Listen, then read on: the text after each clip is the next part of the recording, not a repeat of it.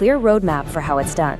I mean, just look at how deliberate this is. First, he completely isolates 19-year-old Ashley. He's her trainer, her lover, her only source of validation.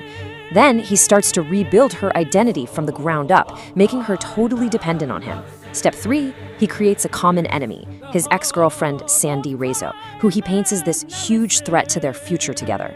And then get this, he marries Ashley in the gym just to seal the deal. And finally, from the comfort of his own couch, he gives the order to kill.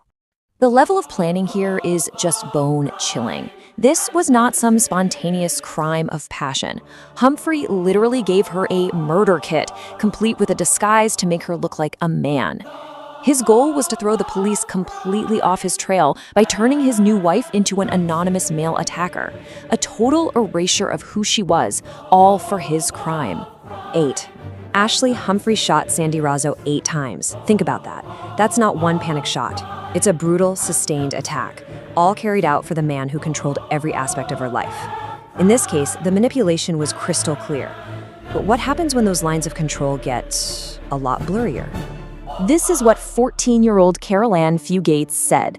After a week-long murder spree with her boyfriend Charlie Starkweather that left 11 people dead, including her own family, she claimed she was just a terrified hostage, forced to go along with it all.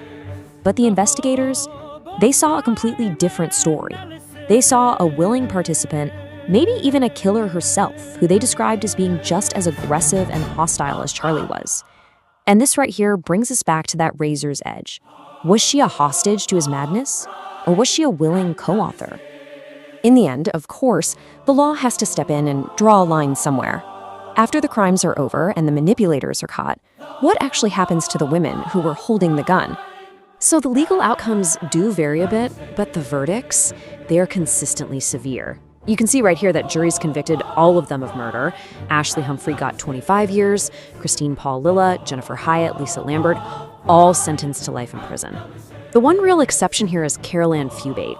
She was also sentenced to life, but she was eventually paroled back in 1976, and to this day, she maintains that she was innocent. So while some of these cases definitely leave a little room for debate, others are just brutally clear. The case of Lisa Michelle Lambert is one of those. She was so consumed with jealousy that she stalked, terrorized, and ultimately murdered 16-year-old Lori Sho. And as Lori was dying in her mother's arms, her last words just cut through any possible ambiguity. Michelle did it. And that brings us to the ultimate, really unsettling question. There is absolutely no doubt that these women were manipulated, they were preyed on, and they were psychologically broken down. But they also